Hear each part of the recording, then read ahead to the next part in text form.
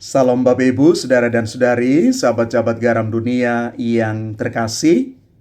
Selamat memasuki hari Minggu Advent yang ketiga. Pekan ketiga Advent juga dikenal dengan nama Minggu Gaudete, Minggu Sukacita.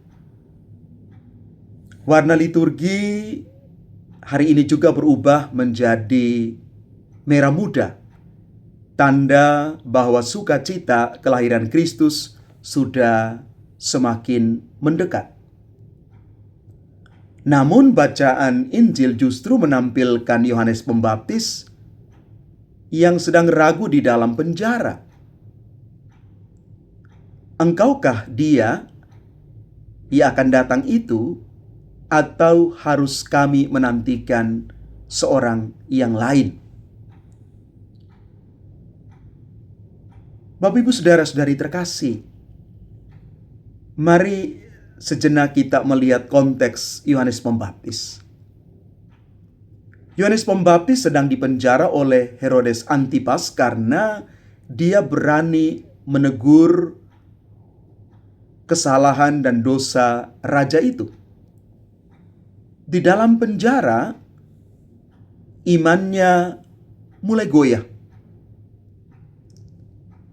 Dulu ia dengan tegas berkata, "Lihatlah anak domba Allah."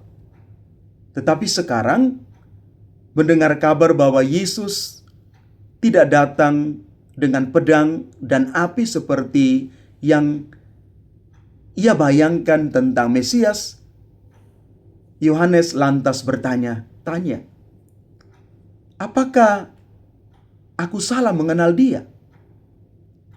Apakah aku salah mengerti tentang Mesias?" Keraguan Yohanes Pembaptis bukan tanda iman yang lemah, melainkan tanda iman yang hidup dan jujur.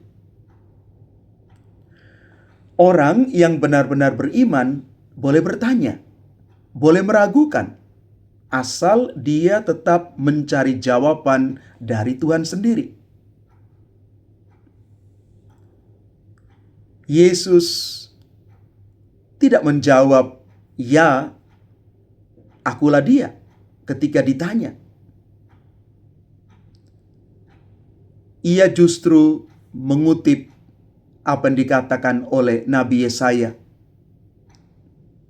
Orang buta melihat, orang lumpuh berjalan, orang kusta menjadi tahir, orang tuli mendengar, orang mati dibangkitkan, dan kepada orang-orang miskin diberitakan kabar baik. Ini kutipan dari kitab Yesaya bab 35 ayat 5-6. Yesus berkata, "Pergilah dan katakanlah kepada Yohanes apa yang kamu dengar dan kamu lihat." Artinya, bukan kata-kata, melainkan karya-karya kasih yang menjadi bukti bahwa Yesus sungguh-sungguh adalah Mesias. Ini adalah cara Tuhan menegaskan identitasnya sepanjang sejarah, yakni lewat tanda-tanda kerajaan Allah yang nyata di tengah dunia yang penuh dengan pergumulan ini.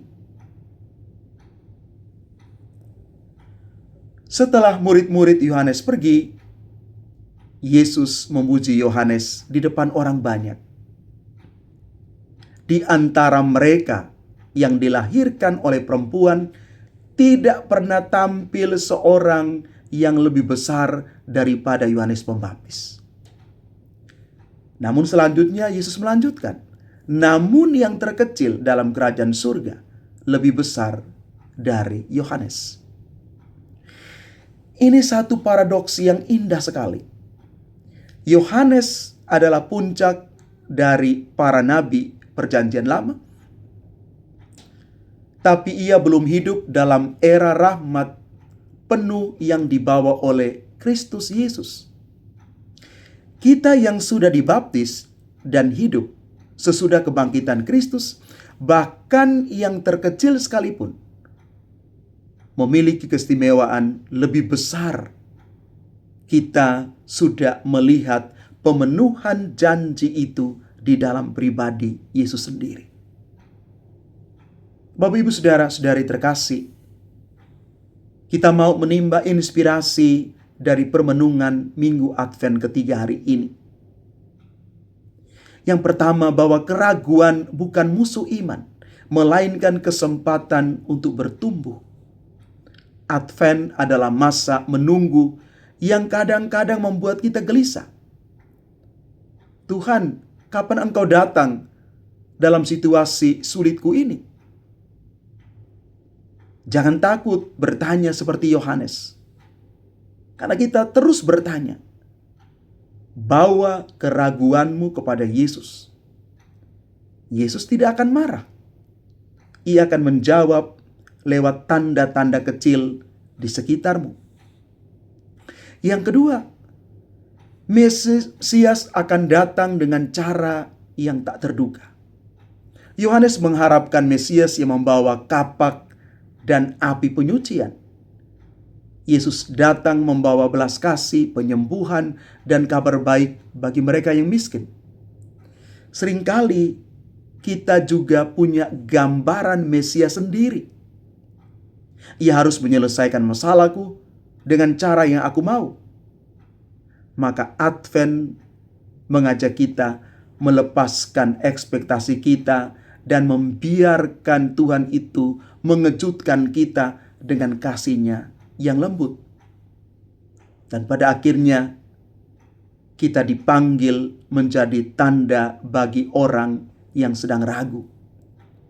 Yesus memakai karya-karya kasih untuk meyakinkan Yohanes. Di minggu ini, mari kita siap menjadi tanda bagi orang-orang di sekitar kita yang sedang ragu atau putus asa.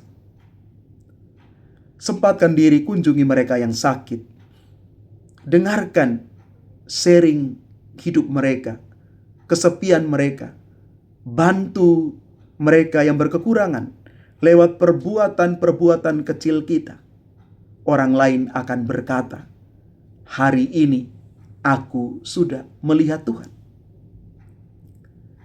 Sukacita di tengah penantian mau menandaskan kepada kita sekalian, seperti pengalaman Yohanes, walaupun dia di penjara, Yesus tetap mengajak kita bersukacita karena kerajaan Allah sudah dekat.